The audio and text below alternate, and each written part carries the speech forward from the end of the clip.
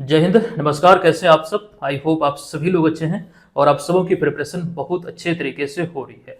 दोस्तों, आप सभी से मैंने वादा किया था कि जैसे ही नवंबर एंड होता है तो नवंबर माह से संबंधित बिहार स्पेशल करंट अफेयर्स के जितने भी महत्वपूर्ण प्रश्न हैं उसका संग्रह जल्द से जल्द हम आप सबों के बीच लेकर हाजिर होंगे।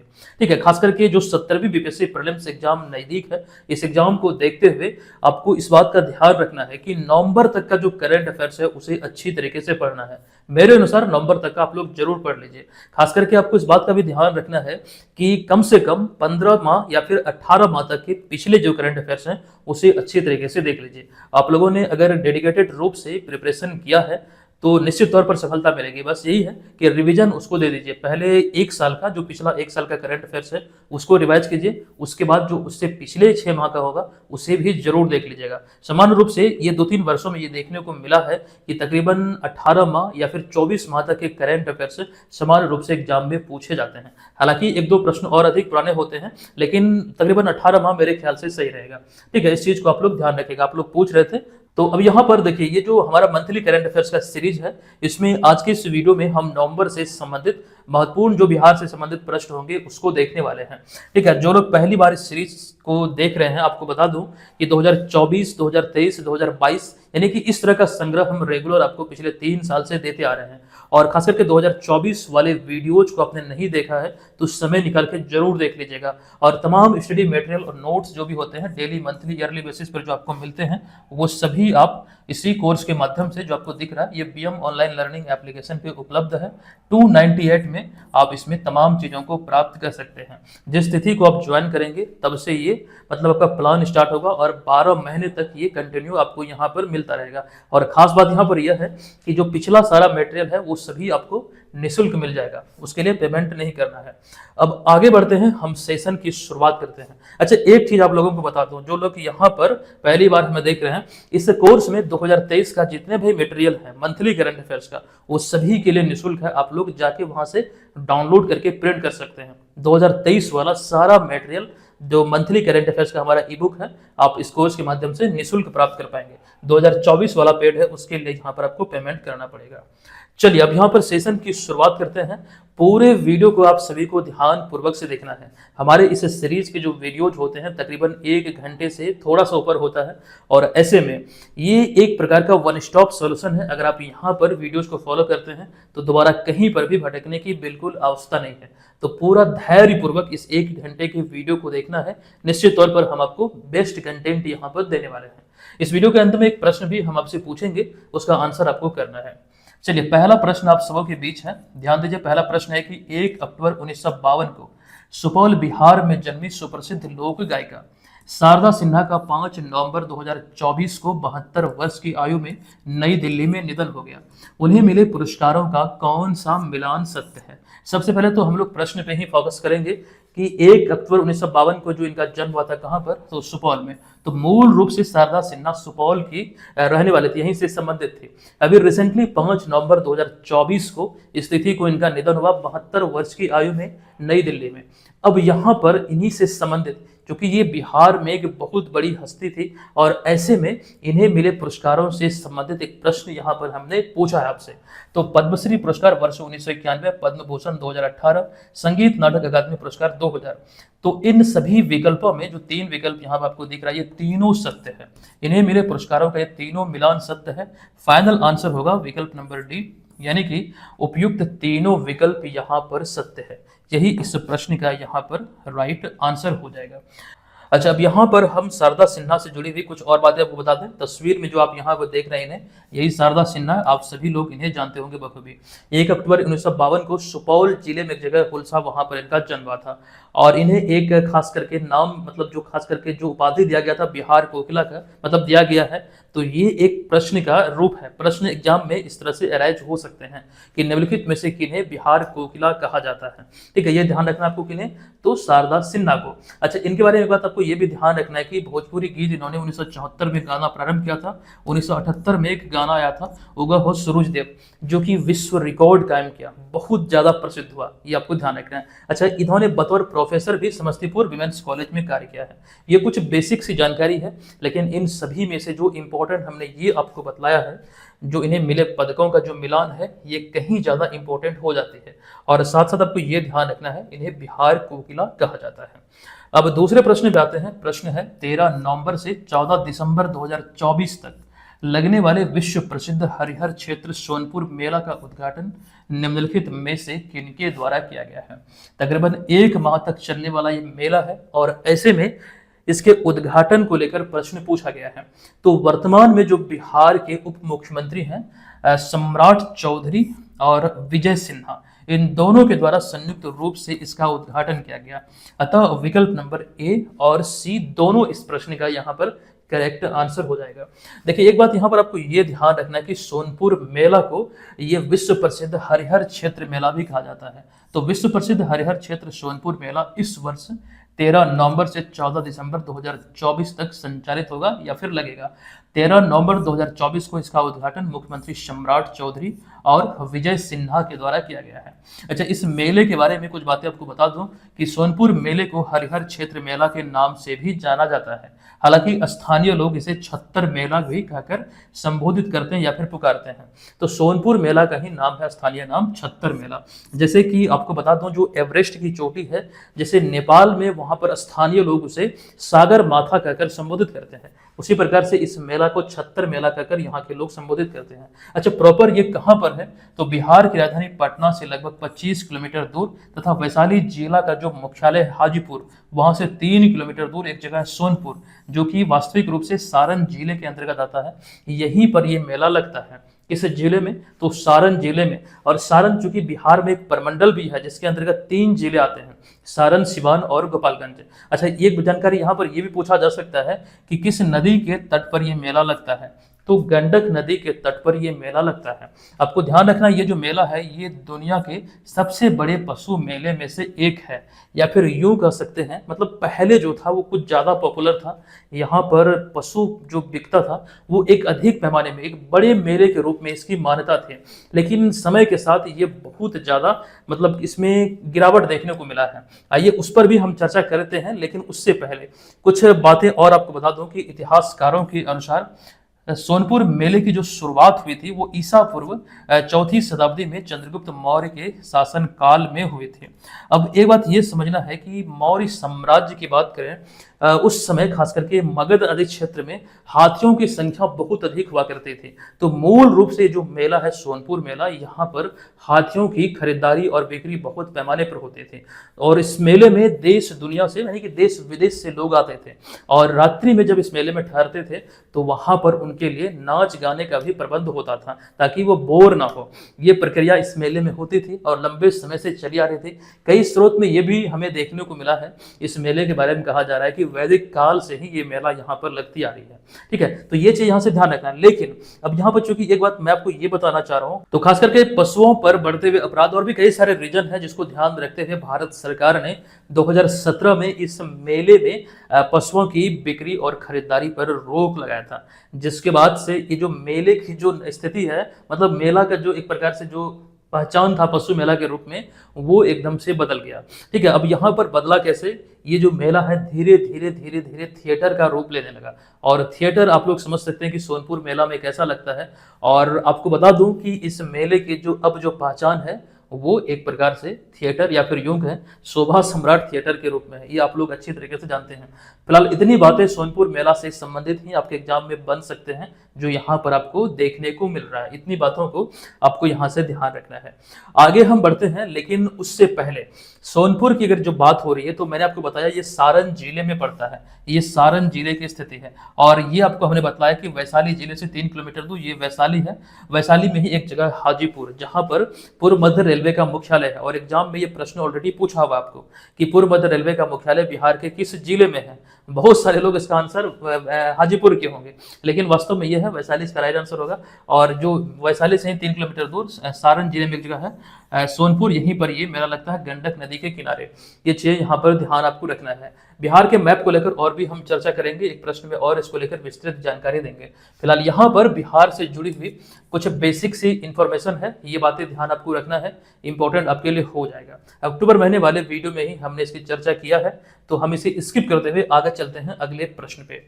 ये अगला प्रश्न है कि निम्नलिखित में से किस राज्य या फिर केंद्र शासित सरकार ने हाल ही में 14 नवंबर 2024 को वेब मीडिया नीति 2021 को मंजूरी दी है। ये मंजूरी अभी हाल ही में बिहार सरकार के द्वारा दिया गया।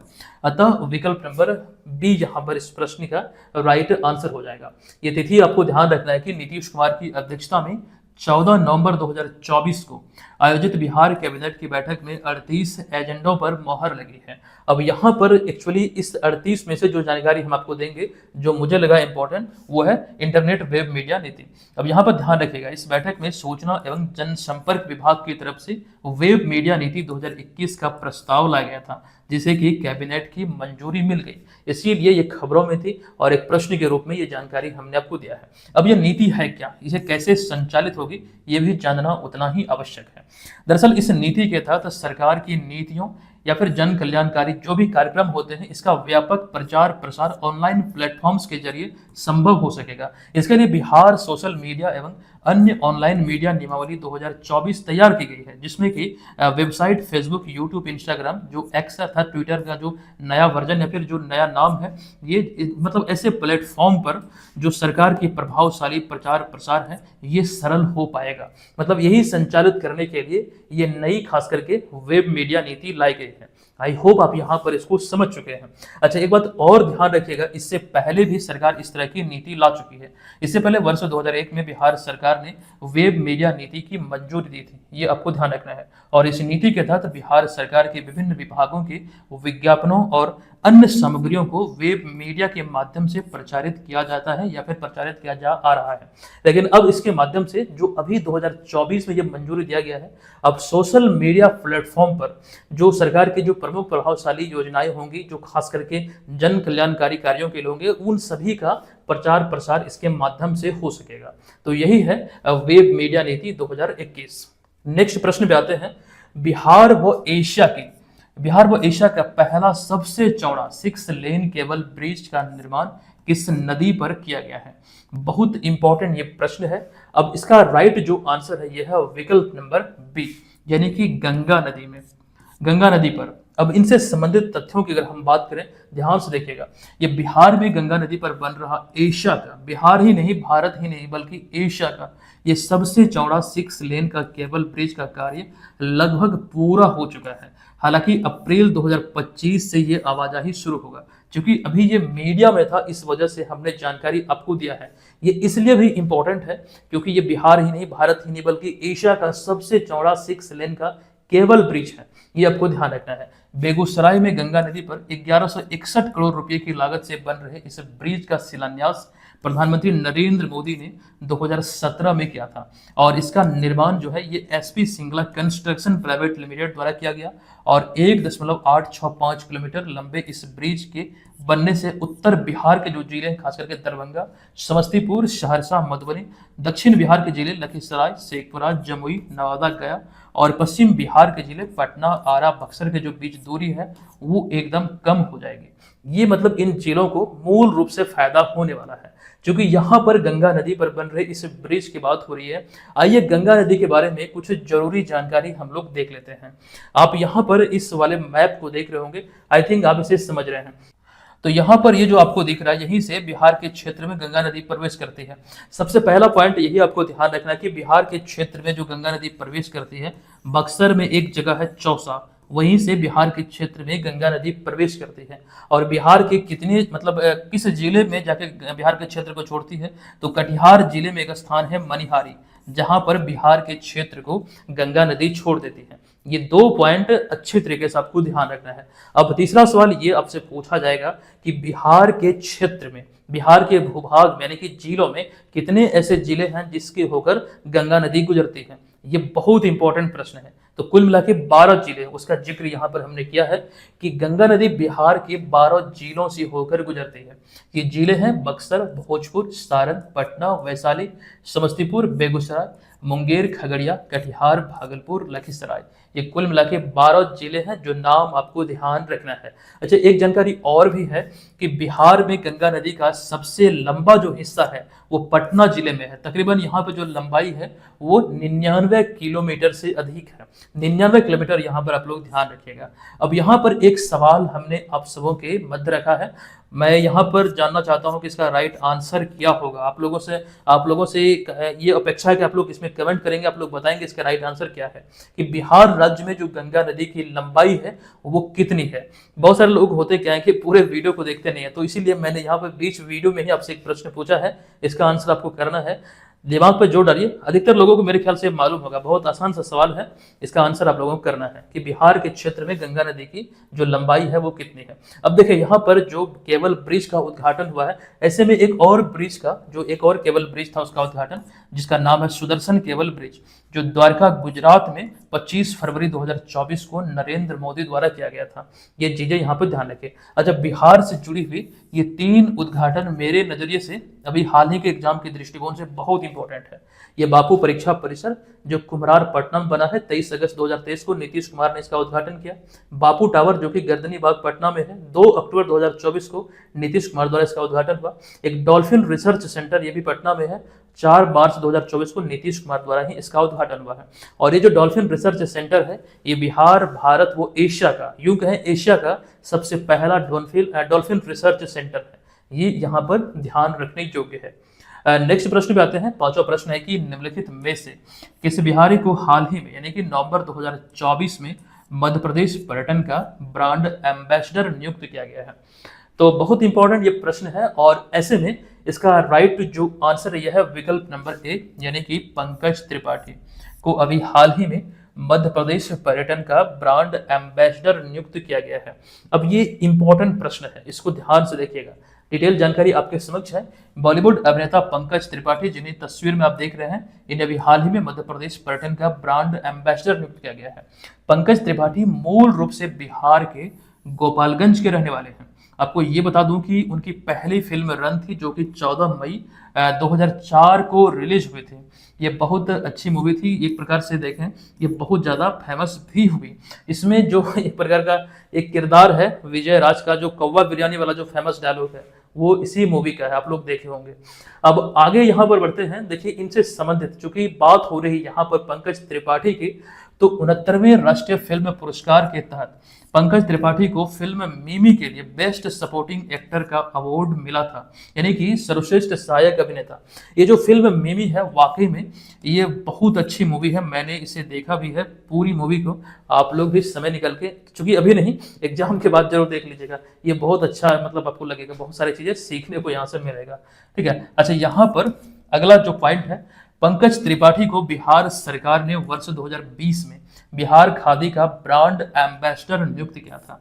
ये बहुत इंपॉर्टेंट जानकारी है, यहीं से आपके एग्जाम में पिछली बार प्रश्न बना था बीपीएससी एग्जाम में, क्योंकि आगे हमने ये लिखा है कि भोजपुरी गायक भाजपा सांसद मनोज तिवारी को बिहार खादी और हैंडीक्राफ्ट का ब्रांड एम्बेसडर नियुक्त किया गया था इनके बाद, यानी कि पंकज त्रिपाठी 2020 में बिहार खादी के ब्रांड एम्बेसडर नियुक्त किए गए थे। इसके बाद फिर भोजपुरी गायक मनोज तिवारी को इसका ब्रांड एम्बेसडर नियुक्त किया गया। और यही वाला पॉइंट जो है ये आपके बीपीएससी एग्जाम में पूछा गया था। लेकिन वर्तमान समय में बिहार खादी के ब्रांड एम्बेसडर जो है वो लोक गायिका मैथिली ठाकुर है, जो कि मधुबनी बिहार की रहने वाली है। 2022 से वो इस पद पर हैं, यानी कि बिहार खादी व हैंडीक्राफ्ट के ब्रांड एम्बेसडर हैं। ये चीजें यहाँ पर आपको ध्यान रखना है। अच्छा, यहाँ पर चूंकि हम लोग बात कर रहे हैं ब्रांड एम्बेसडर की, तो एक जानकारी और भी आपको दे दूं। दरअसल अगस्त 2024 में सुपर 30 के संस्थापक या फिर संचालक आनंद कुमार को दक्षिण कोरिया में कोरियाई पर्यटन 2024 के लिए ब्रांड एम्बेसडर के रूप में चुना गया है। आप यहाँ पर आनंद कुमार को तस्वीर में देख सकते हैं। ये इंपॉर्टेंट जानकारी है एग्जाम पर्पज से।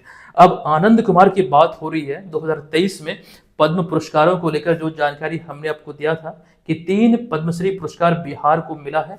एक तो श्रीमती सुभद्रा देवी, आनंद कुमार, फिर कपिल देव प्रसाद। इन सभी में पेपर मेसी कला से जो संबंधित है सुभद्रा देवी, इन्हीं से संबंधित ये प्रश्न एग्जाम में पूछा गया था आपके बीपीएससी एग्जाम में। ठीक है, ये प्रश्न डायरेक्टली पूछा गया है, तो ध्यान रखिएगा, ये एक इंपॉर्टेंट टॉपिक हो जाता है खास करके नागरिक पुरस्कारों में।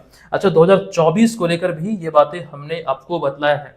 2024 में जो नागरिक पुरस्कार मिले हैं बिहार को, वो कंप्लीट जानकारी यहाँ पर है। उससे पहले हम बात कर लेते हैं जो पद्म पुरस्कारों की अगर हम बात करें तो यहाँ पर 5 को पद्म विभूषण मिला, 17 को पद्म भूषण और 110 को पद्मश्री। हालांकि इसके अतिरिक्त भारत रत्न की बात करें तो 5 लोगों को भारत रत्न भी दिया गया। कुल मिला के भारत रत्न के अतिरिक्त 132 महान हस्तियों को पद्मश्री से सम्मानित किया गया है। भारत रत्न में 5 नाम शामिल है। एक तो कर्पूरी ठाकुर, इन्हें सामाजिक कार्य के लिए मिला, ये तो आपको ध्यान रखना ही रखना है। लेकिन इसके अतिरिक्त पद्म पुरस्कारों में जो ये 3 पुरस्कार आते हैं, पद्म विभूषण, पद्म भूषण और पद्मश्री, इसको लेकर यह ध्यान रखना है कि बिंदेश्वर पाठक को सामाजिक कार्य के लिए दिया गया। ये वैशाली बिहार के रहने वाले हैं। इनसे संबंधित प्रश्न बन सकता है कि इन्होंने सुलभ इंटरनेशनल की स्थापना कब किया था, तो 1970 में 15 अगस्त 2023 को इनका निधन हुआ है और ये बहुत प्रसिद्ध व्यक्ति थे। आपको ध्यान रखना है, यहाँ से प्रश्न अराइज हो सकता है। पद्म भूषण का अवार्ड मिला एक, जो कि चंद्रेश्वर प्रसाद ठाकुर को मेडिसिन के लिए मिला। और उसके बाद पद्मश्री में 4 पुरस्कार बिहार को मिला है। एक तो अशोक कुमार विश्वास को टिकुली कला के लिए, टिकुली कला का इन्हें भीष्म पितामह कहा जाता है। फिर सुरेंद्र किशोर को साहित्य एवं शिक्षा पत्रकारिता के लिए। अच्छा, ये इस समारोह में नहीं पहुंचे थे, मतलब बीमार थे और पुरस्कार समारोह में नहीं पहुंच पाए ये सुरेंद्र किशोर, जिनके बाद इन्हें घर पर जाकर इन्हें सम्मानित किया गया। ये बातें ऑलरेडी हमने आपको बतलाया था। उसके बाद इसमें अगला नाम है राम कुमार मल्लिक को, जो कि ध्रुपद गायन के लिए इन्हें दिया गया। जबकि वहीं पर एक नाम है पति पत्नी का, शांति देवी पासवान और शिवम पासवान। संयुक्त तौर पर इन्हें भी पद्मश्री अवार्ड मिला। ये मधुबनी या फिर मिथिला पेंटिंग्स में जो गोधना शैली है, जो गोधना कला शैली है, उसके लिए इन्हें सम्मानित किया गया है। ये तमाम बातें खास करके यहाँ से ध्यान आपको रखना है। ऑलरेडी ये चीजें आपको पढ़ाया गया है, ठीक है। रिवीजन पर्पज से ये चीजें ध्यान रखेंगे तो यहाँ से अगर एग्जाम में प्रश्न बने तो बहुत फायदा आपको होगा।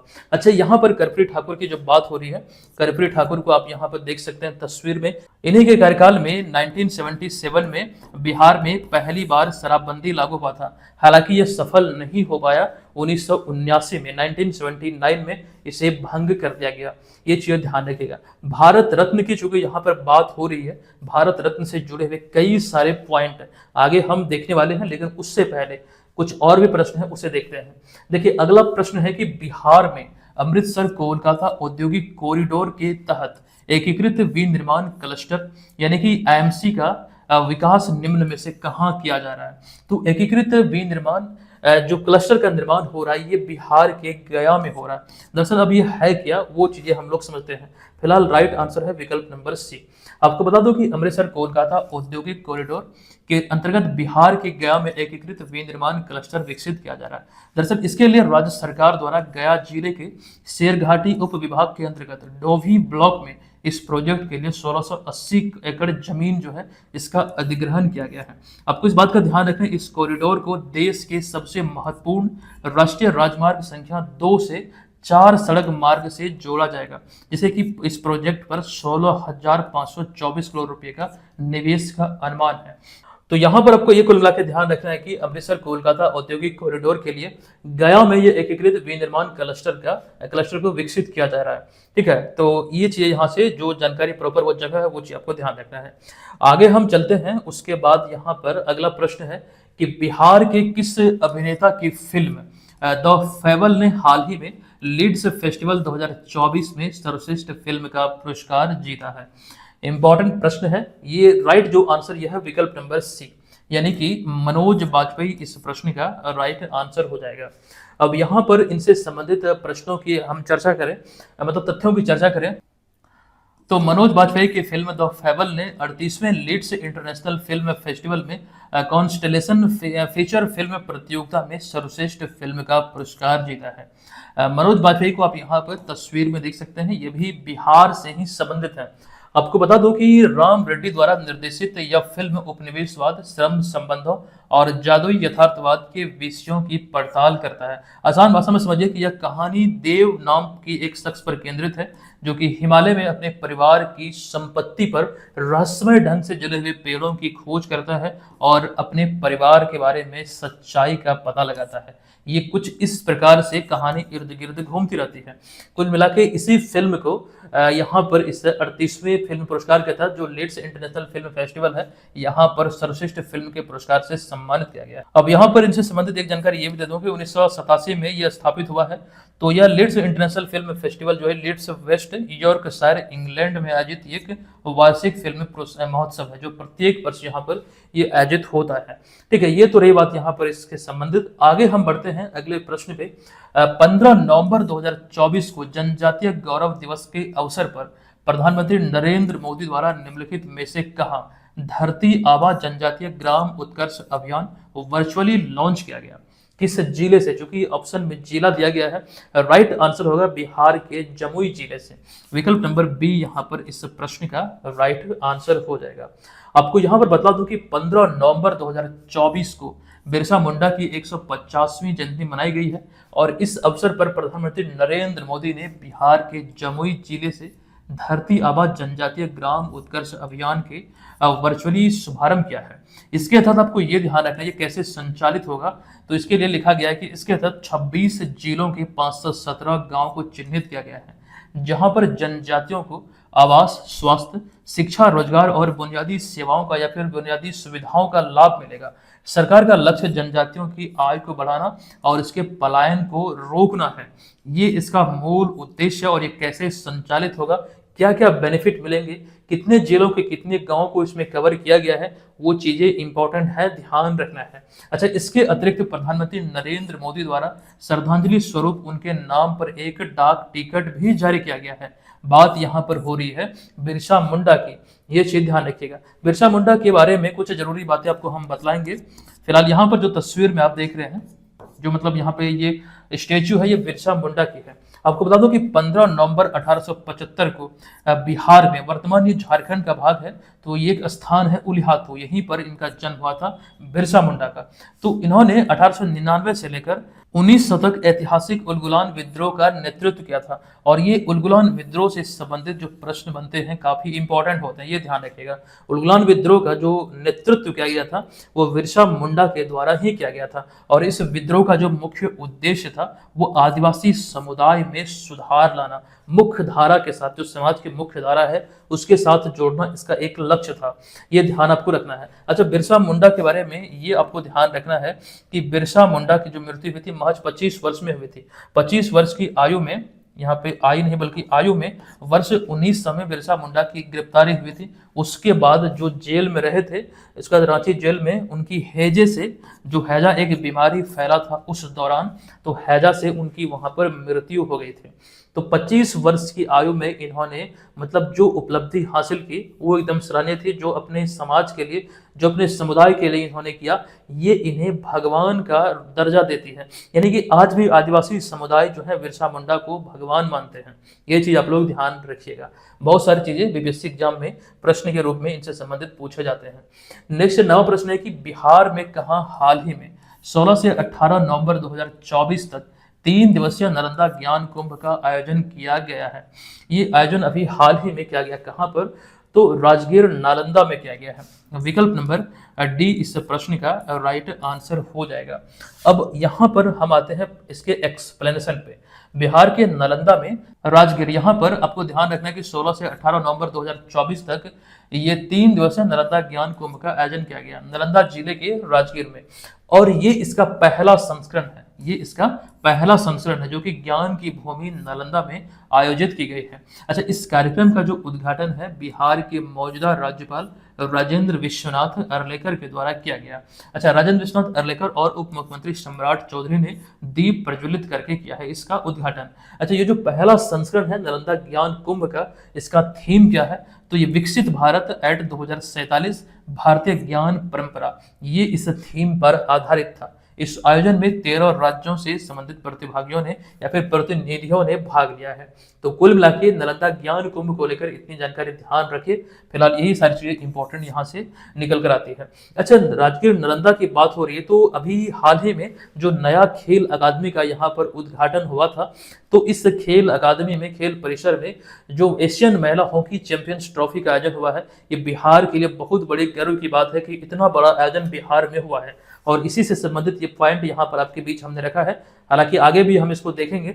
ये पॉइंट यहाँ पर है कि राजगीर नालंदा में ही 11 से 20 नवंबर 2024 तक एशियाई महिला हॉकी चैंपियनशिप 2024 या फिर चैंपियंस ट्रॉफी 2024 का आयोजन किया गया, जिसका जो शुभंकर था, ये गुड़िया था जो आप यहाँ पर देख रहे हैं। हालांकि ये बिहार के राजकीय पक्षी गोरैया से प्रेरित है, ये चीजें समझिएगा।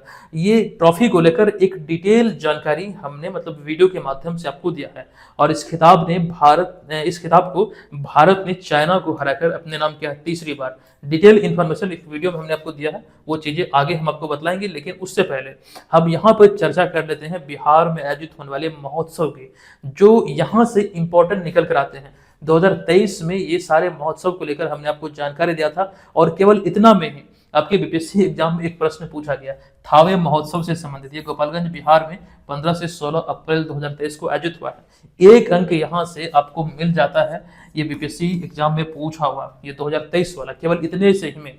अब यहाँ पर 2024 की सूची है। 2024 में जो आयोजित हुए हैं, जो प्रमुख है, ये नागी पक्षी महोत्सव, बिहार जलवायु सम्मेलन एवं प्रदर्शनी, नारी शक्ति रेट्रोस्पेक्टिव प्रदर्शनी, स्वर्णिम मिथिला समिट, कुंडलपुर महोत्सव, भोजपुरी महोत्सव, चंद्रगुप्त साहित्य महोत्सव, और इसके बाद नालंदा ज्ञान कुंभ। ये चीजें यहाँ पर ध्यान रखने योग्य है, इंपॉर्टेंट है। आपको ये तमाम बातें एकदम से मुजमानी याद होनी चाहिए, प्रश्न के रूप में पूछा जा सकता है। चलिए, 10वां प्रश्न है, केंद्रीय सूक्ष्म लघु और मध्यम उद्यम यानी कि एमएसएमई मंत्री कौन है जिनके द्वारा हाल ही में भारत मंडपम नई दिल्ली में खादी इंडिया पवेलियन का उद्घाटन किया गया है। देखिए, एक तो प्रश्न यहाँ पर यह पूछा गया है कि एमएसएमई मंत्री कौन है जिनके द्वारा ये उद्घाटन हुआ। आप लोग जानते हैं जीतन राम मांझी हैं, जो बिहार के रहने वाले हैं। अतः विकल्प नंबर ए इस प्रश्न का राइट आंसर होगा। एमएसएमई मंडप और इसके अतिरिक्त जो खादी इंडिया पेवेलियन था, इसका उद्घाटन जो है ये इन्हीं के द्वारा किया गया, जीतन राम मांझी के द्वारा। जो कि जीतन राम मांझी से जुड़ी हुई एक बात ये भी है कि ये बिहार के इतिहास में भोला पासवान शास्त्री के बाद बिहार के दूसरे दलित मुख्यमंत्री हैं। ये बात आप लोगों को मालूम होना चाहिए, मालूम होगी भी, क्योंकि अब यहाँ पर इसके एक्सप्लेनेशन पे अगर हम देखें तो 16 नवंबर 2024 को केंद्रीय सूक्ष्म लघु एवं मध्यम उद्यम मंत्री जीतन राम मांझी द्वारा नई दिल्ली के भारत मंडपम में हॉल नंबर 6 में भारत अंतर्राष्ट्रीय व्यापार मेले 2024 में खादी इंडिया पवेलियन का उद्घाटन किया गया। ये भारत अंतर्राष्ट्रीय व्यापार मेले का 43वां संस्करण है, और इस मेले में बिहार के संदर्भ में अगर हम बात करें तो बिहार मंडप को यहाँ पर गोल्ड मेडल से सम्मानित किया गया है। वो भी प्रश्न इस वीडियो में है, आगे हम लोग देखेंगे। बहुत सारी जानकारी जो मैं बार बार बोल रहा हूँ, आगे हम लोग देखेंगे, वो सभी चीजें आगे आने वाले हैं। ठीक है, फिलहाल यहाँ पर इतनी जानकारी ध्यान रखिए। आगे बढ़ते हैं, अगला यहाँ पर है, अच्छा, जो जानकारी अभी हम आपको दे रहे थे कि जीतन राम मांझी मंत्री हैं जो बिहार से संबंधित हैं। देखिए, नया जो कैबिनेट है, मोदी मंत्रिमंडल, तीसरी बार जो नरेंद्र मोदी भारत के प्रधानमंत्री बने हैं, नया मंत्रिमंडल का गठन हुआ है। तो ऐसे में बिहार से 8 सांसद को मंत्री बनाया गया है, और इन 8 में से जो 4 हैं वो हैं कैबिनेट मंत्री और 4 हैं राज्य मंत्री। अब यहाँ पर हम कैबिनेट मंत्री की बात करते हैं। एक चिराग पासवान है, जीतन राम मांझी, गिरिराज सिंह और राजीव रंजन उर्फ लल्लन सिंह, इन 4 लोगों को कैबिनेट मंत्री बनाया गया है। ये आप लोग ध्यान रखेंगे। इससे पहले 2019 में 6 और 2014 में बिहार से 7 मंत्री बनाए गए थे। पिछले 3 वर्षों में ये अधिक है, मतलब संख्या के दृष्टिकोण से देखें तो 8 मंत्री बनाया गया है। ठीक है, चलिए अब आगे चलेंगे अगले प्रश्न पे। प्रश्न है कि बिहार सरकार ने हाल ही में राज्य के किस जलाशय को रामसर स्थल के रूप में घोषित करने का प्रस्ताव केंद्र सरकार को भेजा है। बहुत इंपॉर्टेंट प्रश्न है, और ऐसे में यहाँ पर समझिएगा, ये जो जलाशय की बात हो रही है तो उदयपुर, गोगाबिल और गोकुल, ये तीनों इसका राइट आंसर है। अतः विकल्प नंबर डी इस प्रश्न का राइट आंसर होगा। अच्छा, एक चीज यहाँ पे छूट रहा है, मैं वो बताना चाह रहा था जानबूझकर आप लोगों को, वो मिस्टेक हो गया। यहाँ पर आते हैं थोड़ा सा पीछे, हाँ, ये जो विकल्प यहाँ पर मैं आपको बताना चाह रहा था, एक्चुअली ध्यान से उतर गया। जो विकल्प में आपको दिख रहा है, ओराई हिंगना अररिया में एक जगह है, शोभन दरभंगा में एक जगह है, जीरादेई सिवान में है, राजगीर नालंदा में है। अब इसको समझिएगा, जो ओराई हिंगना है, जो फणीश्वर नाथ रेणु महान साहित्यकार हुए, अररिया जिले में एक जगह है, खास करके ओराई हिंगना, यहीं पर उनका जन्म हुआ था। और ये बहुत इंपॉर्टेंट प्रश्न है, ठीक है, आप लोगों को मालूम होना चाहिए। उसका शोभन जो दरभंगा में एक जगह है, आप लोगों को मालूम है कि पटना में बिहार का पहला एम्स है, लेकिन शोभन वो जगह है दरभंगा में जहां पर बिहार का दूसरा एम्स प्रस्तावित है। यहाँ पर इसका स्थापना होना है, इसका शिलान्यास हो चुका है। आगे है जीरादेई, यहाँ पर बिहार नहीं बल्कि बिहार में जन्मे भारत के पहले राष्ट्रपति डॉक्टर राजेंद्र प्रसाद का जन्म हुआ था। और यही जीरादेई को महात्मा गांधी ने अपने शब्दों में, अपने कथन में तीर्थ स्थल कहकर संबोधित किया था। कितना इंपॉर्टेंट है इस तरह का पॉइंट, वो अगर आपको एग्जाम में पूछा जाए प्रश्न के रूप में, तो आपको अंदाजा होगा कि ये चीज यहाँ पर अगर आपको याद नहीं है तो एक अंक आपके हाथ से निकल सकता है। मतलब देखिए, करंट अफेयर्स में मेरे दृष्टिकोण से अगर आप देखेंगे, कुछ भी चीजें आसान या कुछ भी कठिन नहीं होता है। ऐसा मैं इसलिए बोल रहा हूँ क्योंकि जो चीजें आपको याद है वो आपके लिए आसान है, जो चीजें आपको याद नहीं है, चाहे वो कितना ही आसान क्यों ना हो, अगर याद आपको नहीं है तो वो आपके लिए बहुत कठिन है। मतलब एक नजरिए से, इस दृष्टिकोण से देखें तो। अब यहाँ पर एक्चुअली जो बात हो रही है, हम बात कर रहे थे वेटलैंड साइट के बारे में, जो खास करके जलाशय के बारे में, जो इसमें शामिल करने को लेकर, जो रामसर स्थलों की सूची है इसमें शामिल करने को लेकर राज्य सरकार ने कितने जलाशय की सूची भेजी है या फिर प्रस्ताव भेजा है। तो इसमें देखिए 3 जलाशय, जो कि उदयपुर जो कि बिहार के पश्चिमी चंपारण में है, गोगाबिल इन सभी में ज्यादा प्रसिद्ध है जो कटिहार में है, फिर बक्सर का एक जगह है गोकुल, इन सभी को रामसर स्थल जो कि वेटलैंड साइट के रूप में खास करके घोषित करने का प्रस्ताव केंद्र सरकार को भेजा है। अब यहाँ पर देखिएगा, जलाशय को जो रामसर साइट के रूप में मान्यता मिलती है, दरअसल ये है क्या, मतलब ऐसा जो होता है, मान्यता जो मिलती है उसमें क्या इससे बेनिफिट होता है। देखिए, रामसर साइट अगर हम बात करें तो ये भी एक प्रकार का वेटलैंड से होता है, जिसे कि आर्द्र भूमि कहते हैं, ठीक है। दरअसल 2 फरवरी 1971 को एक जगह है रामसर ईरान में, यहाँ पर यूनेस्को द्वारा हस्ताक्षरित एक अंतर्राष्ट्रीय पर्यावरण संधि के तहत इसमें जो भी आर्द्र भूमि को शामिल किया जाता है, जो मान्यता मिलता है, इसे अंतर्राष्ट्रीय स्तर से सहयोग प्रदान किया जाता है उसके संरक्षण के लिए। तो ऐसे में यहाँ पर 3 जलाशय को लेकर प्रस्ताव भेजा गया है भारत सरकार को। अब एक जानकारी आपको ये दे दूं, अगर आपसे ये पूछा जाए कि भारत में इस समय रामसर स्थलों की संख्या कितनी है, तो वर्तमान में भारत में रामसर स्थलों की जो कुल संख्या है वो है 85।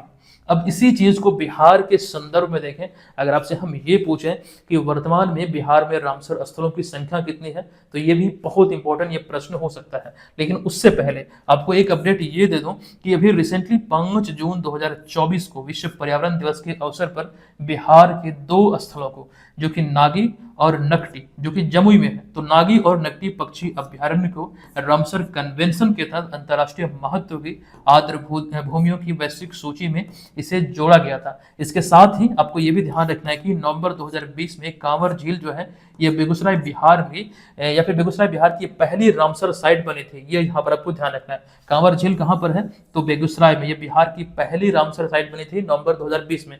इसके साथ ही कांवर झील जो बेगूसराय में है, नागी नकटी पक्षी अभ्यारण्य जो कि जमुई में है, तो कुल मिला के 3 यहाँ पर रामसर स्थल हो जाते हैं बिहार में। इसलिए ये पॉइंट लिखा गया है कि अब बिहार में इसकी संख्या 3 है। इस चीज को ध्यान रखिएगा, क्योंकि ये बहुत बड़ा सम्मान है जो मिला है। अब इसकी संख्या हो गई है बिहार में 3, पूरे भारत में है 85। आई होप आप यहाँ पर इसको अच्छी तरीके से समझ चुके हैं। नेक्स्ट प्रश्न है कि किस राज्य सरकार ने राज्य में महिला संवाद कार्यक्रम आयोजित करने की घोषणा की है, जिसके लिए हाल ही में 225.78 करोड़ रुपए की स्वीकृति दी गई है। देखिए, इस प्रश्न का जो राइट आंसर है ये हो जाएगा विकल्प नंबर ए, यानी कि महिला संवाद कार्यक्रम के लिए इतनी राशि को लेकर जो स्वीकृति दी गई है, इसका राइट आंसर है बिहार सरकार। अब ये कार्यक्रम है क्या, कैसे संचालित होगा, आइए उसको समझते हैं। देखिए, सबसे पहले ध्यान रखिए 19 नवंबर 2024 को बिहार कैबिनेट की बैठक में नीतीश कुमार की अध्यक्षता में 9 एजेंडों पर मुहर लगी है। अब यहाँ पर इन 9 एजेंडों में से ये महिला संवाद कार्यक्रम को लेकर अगर हम जानकारी आपको दें तो राज्य में महिला संवाद कार्यक्रम आयोजित करने की घोषणा हुई है, जिसके लिए 225.78 करोड़ रुपए खर्च करने की स्वीकृति दी गई कैबिनेट में। अब आपको ये ध्यान रखना है कि यह महिला सशक्तिकरण की दिशा में किया जाएगा, जो एक महत्वपूर्ण पहल है महिला सशक्तिकरण की दिशा में। इसके तहत आपको ध्यान रखना है कि इस संवाद यात्रा के जरिए ग्रामीण क्षेत्र की महिलाओं को सरकार की योजनाओं से अवगत कराया जाएगा, सरकार की योजनाओं से रूबरू करवाया जाएगा। महिलाओं से साथ ही साथ संवाद भी किया जाएगा कि कैसे सरकारी योजनाओं से ग्रामीण इलाकों में सकारात्मक बदलाव आया है। साथ ही महिलाओं से यह भी राय दी जाएगी कि कैसे सरकारी योजनाओं को सही से अमल में लाया जाए और बेहतर तरीके से उसे इम्प्लीमेंट किया जाए, उसे लागू किया जाए। तो कहीं ना कहीं यही सारी चीजें इसके अंतर्गत संचालित होना है, जिसको लेकर अभी बिहार कैबिनेट बैठक में 225.78 करोड़ रुपए खर्च करने की स्वीकृति दी गई है। तो इस प्रश्न से इतनी जानकारी यहां पर मिल जाती है। अब यहाँ पर 13वां प्रश्न है कि भारत ने 11 से 20 नवंबर 2024 तक राजगीर नालंदा बिहार में आयोजित महिला एशियाई चैंपियंस ट्रॉफी के फाइनल मुकाबले में किस देश को 1-0 से हराकर तीसरी बार खिताब अपने नाम किया है। देखिए, सबसे पहला पॉइंट तो आपको ये बता दूं, ये जो एशियाई महिला हॉकी चैंपियंस ट्रॉफी है, ये इसका 8वां संस्करण है। इससे पहले 7 आयोजित हो चुका था, ये 8वां संस्करण है, जो कि बिहार के इतिहास में ये पहली बार नालंदा राजगीर में आयोजित हुआ है। और यहाँ पर इस प्रतियोगिता में भारत ने 1-0 से चाइना को हराकर ये खिताब तीसरी बार अपने नाम किया है। हालांकि भारत ने इस खिताब को लगातार दूसरी बार जीता है, लेकिन ओवरऑल ये तीसरी बार। और इसमें भी आपको ये ध्यान रखना है कि भारत जो इसकी मेजबानी है, ये दूसरी बार किया है। इस बार 2024 में यहाँ पर राजगीर नालंदा में, इससे पिछली बार 2023 में जो हुआ था वो रांची झारखंड में किया गया था। ठीक है। अच्छा, इस प्रतियोगिता को लेकर एक सेपरेट वीडियो, जो वीडियो आप यहाँ पर देख रहे हैं, ये इसका कवर पेज है। आप टॉपिक स्टडी के अंतर्गत जाके इस वीडियो को देख सकते हैं। एप्लीकेशन पे फ्री वीडियोज वाला सेक्शन है, आपको वहां पर भी ये वीडियो मिल जाएगा। वहीं पर इसका पीडीएफ फाइल भी उपलब्ध है, आप वहां से इसको निःशुल्क डाउनलोड कर पाएंगे। इस प्रतियोगिता में जो इसका शुभंकर था वो था गुड़िया, जो कि आप यहाँ पे तस्वीर में देख रहे हैं। ये बिहार के राजकीय पक्षी गोरैया से प्रेरित है, जो इसके चोंच को देखकर आप यहाँ पर समझ सकते हैं। फिलहाल यहाँ पर इतनी बातें ध्यान रखें।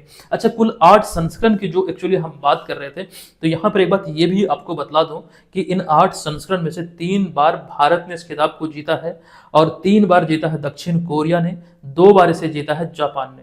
तो 8 संस्करण ये पूरा होता है। चीन जो है इस खिताब को एक भी बार अभी तक नहीं जीता है। तो इतनी सारी बातें ध्यान आपको रखना है। अच्छा, इसको लेकर जो लोगो जारी हुआ था वो यहाँ पर दर्शाया गया है। लोगो में हॉकी स्टिक दिखलाया गया है और बोधि वृक्ष तथा महात्मा बुद्ध की यहाँ पर प्रतिमा को दर्शाया गया है। तो ये चीजें समझना है, याद रखना है। अच्छा, ये कंप्लीट सूची है कब कब भारत जीता है। तो यहाँ पर आप देख सकते हैं विजेताओं की सूची में 2016 में भारत पहली बार जीता, फिर 2023 में, फिर 2024 में 3 बार भारत जीता है। साउथ कोरिया यहाँ पर एक बार, यहाँ पर एक बार। पहला 2 संस्करण साउथ कोरिया ही जीता है और जापान यहाँ पर है, यहाँ पर है। ठीक है। तो कुल मिलाकर यहाँ पर ये चीजें ध्यान आपको रखना है। चलिए अब यहाँ पर आगे चलते हैं 14 नंबर प्रश्न पे। प्रश्न है कि 14 से लेकर 27 नवंबर 2024 तक नई दिल्ली में आयोजित 43वां भारतीय अंतर्राष्ट्रीय व्यापार मेला का थीम विकसित भारत 2047 है। इसमें फोकस राज्य झारखंड है। बताएं कि इनमें से कौन सा भागीदार राज्य के रूप में शामिल है। जो पार्टनर स्टेट है, जो भागीदार राज्य के रूप में इसमें शामिल था, वो बिहार और बिहार का पड़ोसी राज्य उत्तर प्रदेश। अतः विकल्प नंबर सी यहाँ पर इस प्रश्न का राइट आंसर होगा। ठीक है। अच्छा, इस मेले को लेकर अभी हम आपको बतला रहे थे कि बिहार मंडप को इसमें गोल्ड मेडल मिला है, वो भी प्रश्न इसमें शामिल है, लेकिन उसको हम आगे देखेंगे। नेक्स्ट प्रश्न है, हालिया घोषणा के अनुसार ग्रीष्मकालीन ओलंपिक के तर्ज पर अगले वर्ष अप्रैल 2025 में खेलो इंडिया यूथ गेम्स और फिर पैरा गेम्स का जो आयोजन है, ये निम्नलिखित में से कहाँ किया जाएगा। तो ये बिहार में किया जाएगा। बिहार के नालंदा जिले के राजगीर में जो नया खेल अकादमी बना है वहां पर किया जाएगा। अतः विकल्प नंबर ए इस प्रश्न का राइट आंसर है। नेक्स्ट प्रश्न है कि हाल ही में 82 युवा कलाकारों को वर्ष 2022-23 के लिए उस्ताद बिस्मिल्लाह खां युवा पुरस्कार से सम्मानित किया गया है। आगे हमने आपको पूछा, ये तो एक प्रश्न के रूप में आपको ध्यान रखना ही रखना है। आगे हमने इसी में आपसे पूछा है कि उस्ताद बिस्मिल्लाह खां भारत के चारों सर्वोत्तम या फिर चारों सर्वोच्च नागरिक सम्मान पाने वाले बिहार के एकमात्र शख्स हैं या फिर शख्स थे। बताएं कि उनका जन्म कहाँ पर हुआ था। ठीक है, ये यहाँ पर एक्चुअली में प्रश्न पूछा गया है। एकमात्र ऐसे शख्स बिहार की धरती पे हुए हैं जिन्हें चारों सम्मान मिला है, ये आपको ध्यान रखना है। इनका नाम है उस्ताद बिस्मिल्लाह खां और इनके बारे में पूछा गया उनका जन्म कहाँ हुआ था। तो बक्सर में हुआ था, ये सभी लोग आप लोग जानते होंगे, लेकिन बक्सर में कहाँ हुआ था, ये चारों विकल्पों में से राइट आंसर होगा विकल्प नंबर ए, डुमराव एक जगह है बक्सर में, यहीं पर इनका जन्म हुआ था। चलिए अब यहां पर देखिए, बात हम लोग कर रहे थे भारत के चारों सर्वोच्च सम्मान के बारे में। ऐसे यहां पर जो भारत का सर्वोच्च नागरिक पुरस्कार है वो है भारत रत्न। आपसे अगर ये पूछा जाए कि अब तक कितने बिहारी को भारत रत्न मिला है, इंपॉर्टेंट प्रश्न है, तो कुल मिला के 5 बिहारी को भारत रत्न मिला है। पांचों को आप यहाँ पर तस्वीर में देख सकते हैं, विधान चंद्र रॉय, डॉक्टर राजेंद्र प्रसाद और संपूर्ण क्रांति आंदोलन के जनक जयप्रकाश नारायण उस्ताद बिस्मिल्लाह खां, और यहाँ पर जो आप देख रहे हैं रिसेंटली 2024 में कर्पूरी ठाकुर को। ये नाम आपको ध्यान रखना पड़ेगा, विधान चंद्र रॉय, राजेंद्र प्रसाद, जयप्रकाश नारायण, फिर उसके बाद उस्ताद बिस्मिल्लाह खां, और अभी रिसेंटली किन्हें मिला है तो आपको ध्यान रखना है कर्पूरी ठाकुर को। ये 5 लोगों को मिला है, ईस्वी भी यहाँ पर आपको ध्यान रखना है। आगे आते हैं, चूंकि यहाँ पर अच्छा हम लोग किस प्रश्न की चर्चा कर रहे थे, हाँ बक्सर डुमराव के। जो बक्सर यहाँ पर एक जिला जो है बिहार में ऐसे 38 जिले हैं 9 प्रमंडल के अंतर्गत। आप लोगों को मालूम होगा कि बिहार को 9 प्रमंडल में बांटा गया है, यानी कि 9 डिवीजन में बांटा गया है। इनमें से बक्सर भी एक जिला है। बक्सर में एक जगह है चौसा, जहां से बिहार के क्षेत्र में गंगा प्रवेश करती है। ये चीजें आपको हम ऑलरेडी बतला चुके हैं, आपको मालूम होगा। फिलहाल हम इसे स्किप करते हुए आगे बढ़ते हैं। भारत रत्न की चूंकि बात हो रही थी तो मुझे लगा कि एक चीज और यहाँ पर रिवाइज हो जाए तो बहुत बढ़िया होगा। 2024 में 5 लोगों को सम्मानित किया गया है। ऐसे तो समान रूप से एक वर्ष में 3 महान हस्ती को ही भारत रत्न मिलता है, लेकिन 2024 में 5 सम्मान दिया गया, क्योंकि पिछली बार 2019 में ये पुरस्कारों का वितरण हुआ था, तब से नहीं दिया गया था। तो पिछले वर्षों को कवर करते हुए ये सम्मान की घोषणा हुई है। तो अभी हाल ही में भारत के 5 महान हस्तियों को भारत रत्न मिला है। पहले नाम की जो घोषणा हुई थी, ये 49वां भारत रत्न मिला जननायक कर्पूरी ठाकुर को। फिर इसके बाद नाम की घोषणा हुई थी लाल कृष्ण आडवाणी, फिर पूर्व प्रधानमंत्री चौधरी चरण सिंह, फिर उसके बाद वीपी नरसिम्हा राव और वैज्ञानिक एम एस स्वामीनाथन। अतः कुल मिला के अब तक 53 महान हस्ती को भारत रत्न मिल चुका है। इस बार जो 5 लोगों को मिला है वो कंप्लीट तस्वीर यहाँ पर आप देख सकते हैं। अच्छा, इस भारत रत्न के वितरण के बाद एक प्रश्न यहाँ पर एराइज हो जाता है कि लाल कृष्ण आडवाणी पूर्व प्रधानमंत्री अटल बिहारी वाजपेयी और भाजपा के संस्थापक सदस्य नानाजी देशमुख के बाद यह सम्मान पाने वाले भाजपा के तीसरे नेता हैं। बात यहाँ पर हो रही है लाल कृष्ण आडवाणी के बारे में। अटल बिहारी वाजपेयी और नानाजी देशमुख के बाद ये सम्मान पाने वाले भाजपा के, यानी कि इस पार्टी से जुड़े हुए अगर हम शख्स की बात करें तो ये तीसरे नेता हैं। ये यहाँ पर ध्यान रखिए। नेक्स्ट यहाँ पर जो हम बात कर रहे थे कि 53 महान हस्ती को भारत रत्न मिला है, तो ऐसे में एक पॉइंट ये भी इंपॉर्टेंट है कि भारत रत्न की शुरुआत कब हुई थी। तो शुरुआत हुई थी 2 जनवरी 1954 को। तत्कालीन राष्ट्रपति डॉक्टर राजेंद्र प्रसाद द्वारा इसकी शुरुआत किया गया था और 2054 में 3 लोगों को यह सम्मान मिला था। आप यहाँ पर देख सकते हैं कि सबसे पहला सम्मान जो है ये स्वतंत्र भारत के पहले गवर्नर जनरल चक्रवर्ती राजगोपालाचारी, पूर्व राष्ट्रपति डॉक्टर सर्वपल्ली राधाकृष्णन को, और फिर वैज्ञानिक डॉक्टर चंद्रशेखर वेंकट रमन यानी कि सीवी रमन को 1954 में दिया गया था।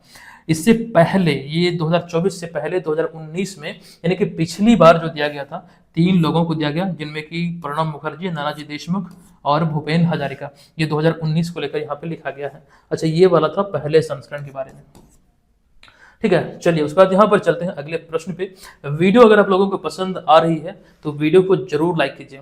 अभी इस वीडियो में मैं आप लोगों को टारगेट दे रहा हूँ 1000 लाइक का। अगर आपको यहाँ से हेल्प हो रही है तो प्लीज वीडियो को लाइक करके हमें सपोर्ट जरूर कीजिएगा। आपको बता दूं कि हमने आप लोगों से वादा किया है कि पूरे साल भर के करंट अफेयर्स का हम रिवीजन कराएंगे। एक मैराथन आने वाला है, रेगुलर एग्जाम तक चलेगा, जल्द ही इसकी शुरुआत होगी। आप लोग फटाफट इस वीडियो को 1000 लाइक का आंकड़ा जो है वो पार करवा दीजिए। स्टडी रिलेटेड ग्रुप्स जो भी है वहां पर आपसे शेयर कीजिए, अपने दोस्तों, सहपाठियों, भाइयों, बहनों के साथ इसे जरूर शेयर कीजिएगा ताकि और भी लोगों की यहाँ से हेल्प हो। अब आते हैं हम यहाँ पे 17 नंबर प्रश्न पे कि बिहार के वैभव सूर्यवंशी हाल ही में आईपीएल इतिहास के सबसे कम उम्र, जिनकी उम्र है 13 वर्ष, ये सबसे कम उम्र के खिलाड़ी बने हैं, जिसे कि राजस्थान रॉयल्स ने 1.10 करोड़ रुपए में खरीदा है। बताएं कि उनका जन्म 27 मार्च 2011 को बिहार के डैश जिले में हुआ था। तो उनका जन्म बिहार के समस्तीपुर में हुआ था। अच्छा, आप लोग मीडिया में देख रहे होंगे इनके उम्र को लेकर बहुत डिस्कस किया जा रहा है। हालांकि जो अभी फिलहाल ऑफिशियली कहा गया है वो तो यही है कि 13 वर्ष के हैं, जिन्हें अभी हाल ही में राजस्थान रॉयल्स ने 1.10 करोड़ रुपए में खरीदा है। तो समस्तीपुर बिहार के रहने वाले हैं। अब यहाँ पर आपको एक बात ये भी ध्यान रखना है कि राजस्थान रॉयल्स जो आईपीएल टीम है उसने मतलब इसने खरीदा है, मतलब उस टीम के लिए खेलेंगे। तो ये बातें यहाँ पर आप लोग ध्यान रखिएगा।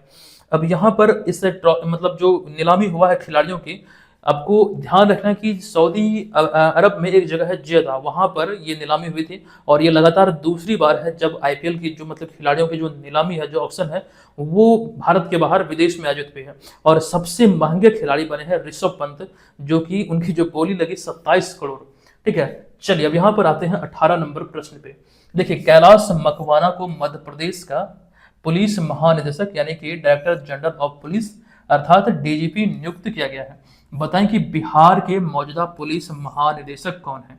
इस प्रश्न का राइट आंसर होगा विकल्प नंबर बी, यानी कि आलोक राज इस समय बिहार के पुलिस महानिदेशक हैं। अब आपको ये ध्यान रखना है कि इनसे पहले कौन थे, तो इनसे पहले थे आरएस भट्टी। इन्होंने आरएस भट्टी का स्थान लिया है, ये यहाँ पर ध्यान रखिए। अच्छा, वहीं पर दूसरी ओर अगर हम बात ये करें कि वर्तमान में बिहार के मुख्य सचिव कौन है, इंपॉर्टेंट प्रश्न है। तो वर्तमान में बिहार के मुख्य सचिव हैं अमृतलाल मीणा, और इन्होंने किनका स्थान लिया है, तो ब्रजेश मेहरोत्रा का स्थान लिया है। यानी कि ब्रजेश मेहरोत्रा के बाद अमृतलाल मीणा बिहार के मुख्य सचिव बने हैं। लेकिन यहाँ पर बात हो रही थी डीजीपी की, तो आलोक राज वर्तमान में बिहार के डीजीपी हैं। अगला प्रश्न है कि बिहार में निम्नलिखित में से बिहार के किस बॉलीवुड अभिनेता को हाल ही में अरुणाचल रंग महोत्सव 2024 के लिए महोत्सव राजदूत नियुक्त किया गया है। आपको मालूम है इसका राइट आंसर है विकल्प नंबर सी, यानी कि पंकज त्रिपाठी को अभी हाल ही में अरुणाचल रंग महोत्सव के लिए महोत्सव राजदूत के तौर पर नियुक्त किया गया है। अच्छा, अभी हम थोड़ी देर पहले जानकारी आपको दे रहे थे कि मध्य प्रदेश पर्यटन का पंकज त्रिपाठी को ब्रांड एम्बेसडर नियुक्त किया गया, ये चीज आप लोगों को मालूम होगा। लेकिन यहाँ पर अरुणाचल प्रदेश या फिर अरुणाचल रंग महोत्सव जो है उसके बारे में जानकारी दे रहे हैं कि ये उत्तर पूर्व भारत का ये सबसे बड़ा थिएटर महोत्सव है। जो आयोजन हुई है शुरुआत ये 22 नवंबर को 5 दिसंबर 2024 तक चलेगी।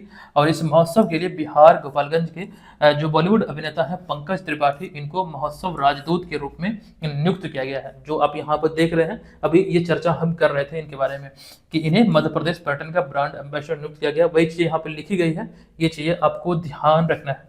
अच्छा, आगे वही बातें लिखी गई है, दोहराया हमने पुनः से कि खादी का ब्रांड एम्बेसडर 2021 में इन्हें नियुक्त किया गया था, 2020 में नियुक्त किया गया था, फिर 2022 में, जो 2022 से अब तक है, ये कौन है, तो मैथिली ठाकुर है।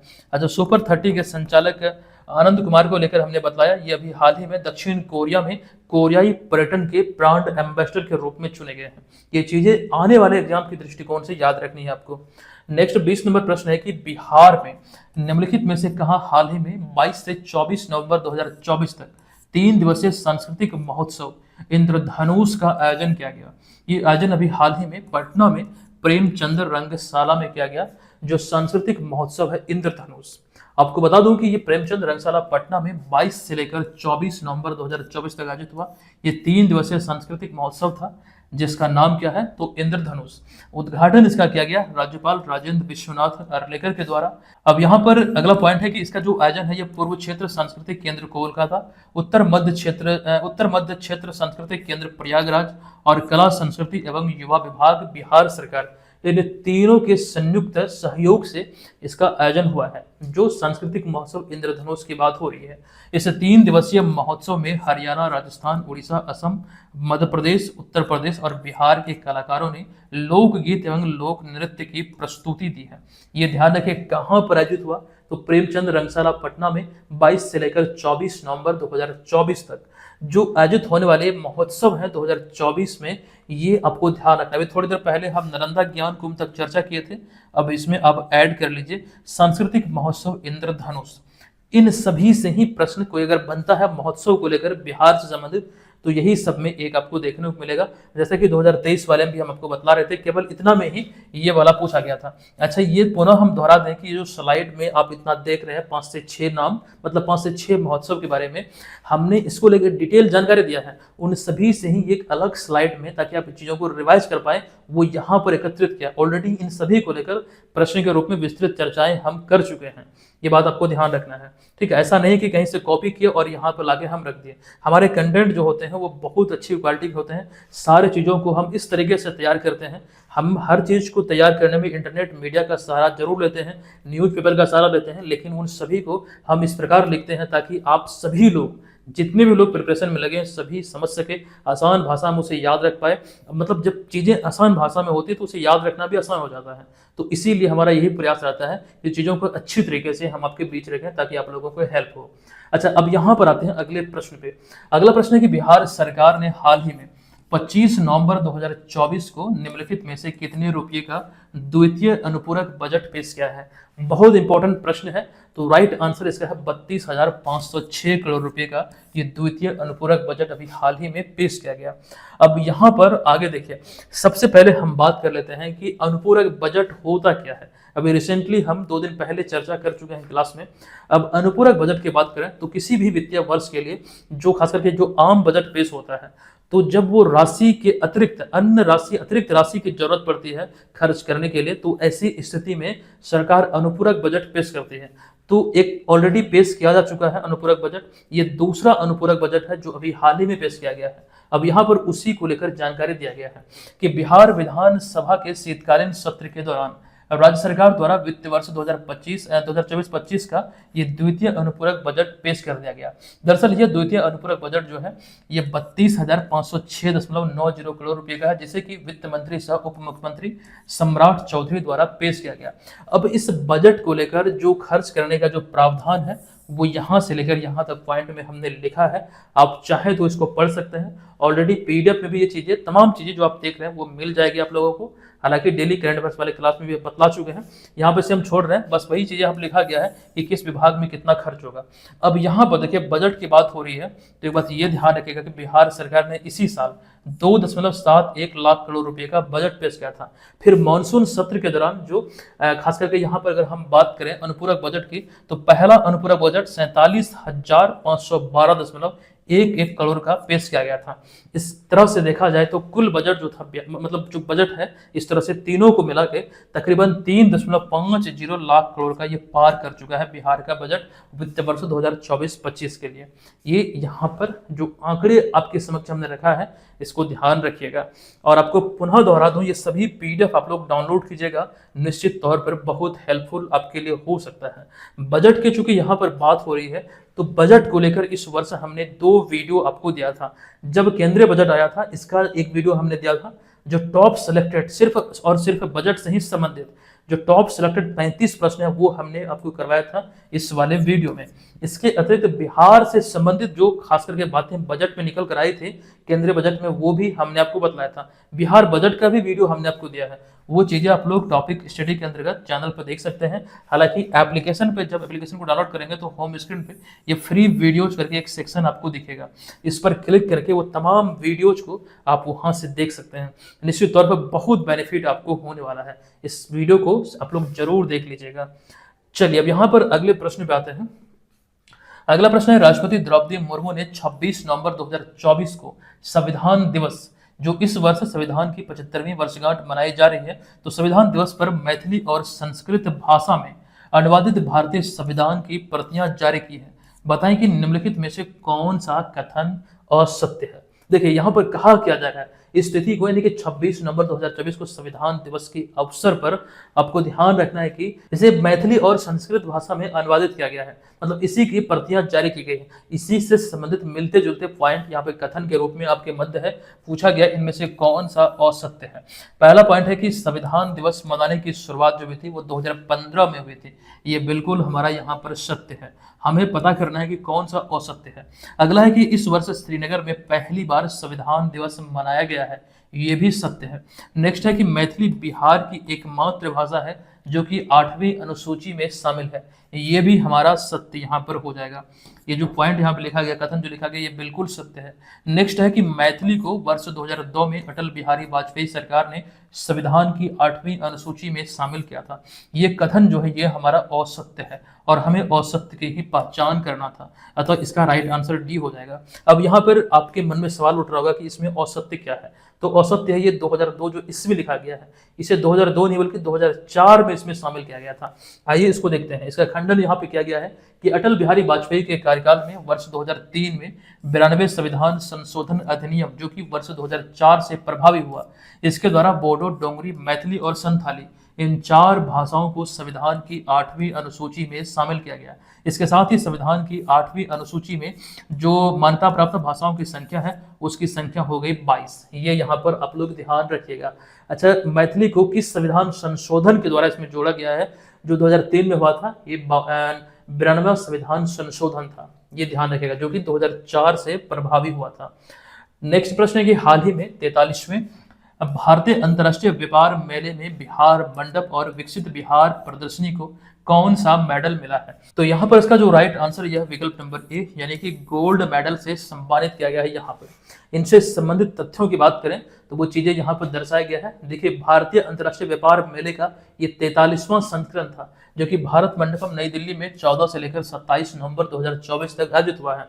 इस मेले में बिहार मंडप का जो उद्घाटन है, ये बिहार के उद्योग एवं पर्यटन मंत्री नीतीश मिश्रा के द्वारा किया गया है, ये ध्यान रखिएगा, जिसे कि विकसित भारत 2047 के अनुरूप तैयार किया गया था। और यहाँ पर बिहार मंडप से संबंधित 75 स्टॉल लगाए गए थे, ये ध्यान रखिएगा। खास करके यहाँ पर आपको ये ध्यान रखना, बिहार मंडप में राज्य की प्रमुख पहल जैसे कि मुख्यमंत्री उद्यमी योजना, स्टार्टअप बिहार की झलकियां, जो भी खास करके प्रमुख योजनाएं हैं वो सारे यहाँ पर प्रस्तुत किए गए थे, वो चीजों को दर्शाया गया था, ये यहाँ पर आपको ध्यान रखना है। अच्छा, इस बार बिहार इस मेले में पार्टनर स्टेट यानी कि भागीदार राज्य के रूप में शामिल था। अभी हम आपको बतला रहे थे उत्तर प्रदेश और बिहार पार्टनर स्टेट के रूप में इसमें शामिल हुआ है, ये ध्यान आपको रखना है। अच्छा, ये भी आपको बतला चुके हैं कि यहाँ पर एमएसएमई मंडप का जो उद्घाटन था जीतन राम मांझी द्वारा किया गया था। ये चीजें इंपॉर्टेंट है इस मेले से संबंधित। जो 43वां संस्करण था, यहाँ पर भारतीय अंतर्राष्ट्रीय व्यापार मेले के 43वें संस्करण में बिहार मंडप और विकसित बिहार प्रदर्शनी को गोल्ड से सम्मानित किया गया। अगला प्रश्न है कि निम्नलिखित में से बिहार में कहां 28 से 30 नवंबर 2024 तक राष्ट्रीय डाक प्रदर्शनी बाईपैक्स 2024 का आयोजन किया गया? देखिए, यहाँ पर आपको ध्यान रखना है, इसका राइट आंसर हो जाएगा विकल्प नंबर सी, जो कि अशोका कन्वेंशन सेंटर के अंतर्गत ज्ञान भवन है, यहीं पर इसका आयोजन किया गया है। इससे संबंधित जानकारी यहाँ पर लिखा गया है कि बिहार फिलेटलिक जो शब्द है ये टिकट संबंधी कार्यों के लिए किया जाता है। तो बिहार फिलेटलिक एग्जीबिशन बाईपैक्स 2024 का ये संस्करण 28 से लेकर 30 नवंबर 2024 तक अशोका कन्वेंशन सेंटर के ज्ञान भवन में आयोजित हुआ। अच्छा, बाईपैक्स जो शब्द यहाँ पर आप देख रहे हैं, इसमें इसे समझिएगा, BI से हो गया बिहार, P से हो गया फिलेटलिक और EX से हो गया एग्जीबिशन, ठीक है। तो 12 वर्ष बाद इसका आयोजन हो रहा है। ये 3 दिवसीय राज्य स्तरीय डाक टिकट प्रदर्शनी है और इसका उद्घाटन राज्यपाल विश्वनाथ अर्लेकर द्वारा किया गया है, ये ध्यान रखिएगा। और इस एग्जीबिशन में देश भर के 153 फिलेटलिस्ट यानी कि जो इनसे संबंधित कार्य करते हैं वो भाग लिए थे, जहां पर 25,000 से अधिक डाक टिकट या फिर टिकट को यहाँ पर प्रदर्शित किया गया था, ये ध्यान रखिएगा। जो महान हस्ती भारत की भूमि पर जन्मे हैं उनसे संबंधित जो टिकट हैं, पोस्ट कार्ड आदि हैं, यहाँ पर वो दर्शाया गया, मतलब दिखलाया गया, वो मतलब स्टॉल लगाया गया, ये चीज ध्यान रखिएगा। अच्छा, साथ ही साथ आपको ये बता दूं कि यहाँ पर एक पुस्तक का भी विमोचन किया गया है। यहाँ पर इस मौके पर चाणक्य, चंद्रगुप्त एवं अर्थशास्त्र पर विशेष आवरण का विमोचन किया गया और साथ ही साथ और इसके अतिरिक्त उन्होंने बिहार की ऋषियों पर पिक्चर पोस्ट कार्ड का भी अनावरण किया, ये इंपॉर्टेंट यहाँ पर हो जाती है। अच्छा, यहाँ पर एक चीज मैं मिस कर रहा हूँ, एक पॉइंट और भी था जो यहाँ पर नहीं दिख रहा है, 1 मिनट रुक जाइएगा, मैं आपको बता देता हूँ। PDF में हमने वो डाला हुआ था, पता नहीं इसमें कैसे नहीं आया है, वो बहुत इंपॉर्टेंट था। दरअसल यहाँ पे पुस्तक का विमोचन हुआ है, यहाँ पे पिक्चर में भी आप देख रहे हैं, और ये चीजें, हाँ, तो यहाँ पर ध्यान रखिएगा कि यहाँ पर अनिल कुमार द्वारा लिखित पुस्तक ग्लोरी ऑफ बिहार और इसके अतिरिक्त postal heritage of Bihar, glory of Bihar और पोस्टल हेरिटेज ऑफ बिहार नामक 2 पुस्तक का विमोचन किया गया, जो अनिल कुमार द्वारा लिखा गया है। तो ये तमाम बातें यहाँ से संबंधित है। अब यहाँ पर आज की इस वीडियो का प्रश्न है, इसका आंसर आप सभी को लिखना है कमेंट बॉक्स में। जाते रहते मैं आप लोगों को ये बता दूं कि ये हमारा ई बुक है बिहार से संबंधित, जिसका प्रिंट हमने कुछ पेज का ही निकाला है। आप लोग इसे एप्लीकेशन के माध्यम से प्राप्त कर सकते हैं। एप्लीकेशन भी आपको मिल जाएगा, बहुत अच्छी क्वालिटी का है। मैं आपको रेंडमली कोई भी पेज पलटा के मैं आपको दिखा रहा हूँ कि चीज़ें इसमें कैसे दर्शाया गया है, एकदम से विथ इमेज। आई थिंक आपको शायद नहीं दिख रहा होगा, बहुत अच्छी तरीके से इसमें दर्शाया गया है। आप लोग इसको पढ़ सकते हैं, बहुत बेनिफिट यहाँ से आपको मिलेगा। तस्वीरों के साथ यहाँ पर अच्छी तरीके से वो हमने डिजाइन किया ताकि आप लोगों की हेल्प हो। अब यहाँ पर आपको ये भी बता दूं कि 71वीं बीपीएससी एग्जाम के लिए प्रॉपर तरीके से एक कोर्स लॉन्च हो चुकी है। जो लोग 71वीं बीपीएससी प्रीलिम्स की प्रिपरेशन में लगे हैं या फिर सोच रहे हैं, तो इस कोर्स को जरूर ज्वाइन कीजिएगा। ये डेडिकेटेड कोर्स है प्रीलिम्स के लिए, वो तमाम चीज़ें इसमें हम आपको देंगे जो इस एग्जाम के लिए जरूरी है। इसी में आपको करंट अफेयर्स का कोर्स भी मिल जाएगा, करंट अफेयर्स का अलग से लेने की जरूरत नहीं है। आपको तमाम चीज़ें जो भी हमारे करंट अफेयर्स के होंगे वो सभी इसी में मिलेगा। साथ ही साथ इसमें टेस्ट सीरीज भी आपको मिलेगा। जो बीपीएससी 71वीं के लिए टेस्ट सीरीज लॉन्च होगा, वो तमाम चीज़ें आप इस कोर्स के माध्यम से प्राप्त कर सकते हैं। हालांकि अगर आप बीपीएससी के अतिरिक्त सिर्फ और सिर्फ हमारे करंट अफेयर्स के मटेरियल चाहते हैं, तो ये वाला जो कोर्स है आप इसको बाय कीजिएगा, ठीक है। लेकिन अगर बीपीएससी की प्रिपरेशन लगे हैं तो ये वाला जो कोर्स हमने आपको दिखलाया, इसको ले लीजिएगा, ठीक है। नॉमिनल सा चार्ज पर ये उपलब्ध है, आप लोग इसे ले सकते हैं और अच्छी तरीके से प्रिपरेशन को बरकरार रख सकते हैं। अब ये सेशन आपको कैसा लगा, जो प्रश्न हमने आपसे पूछा था, इसका कमेंट कर दीजिएगा, आंसर क्या होगा। हम मिलते हैं आपसे नेक्स्ट वीडियो में, तब तक के लिए धन्यवाद। जय हिंद।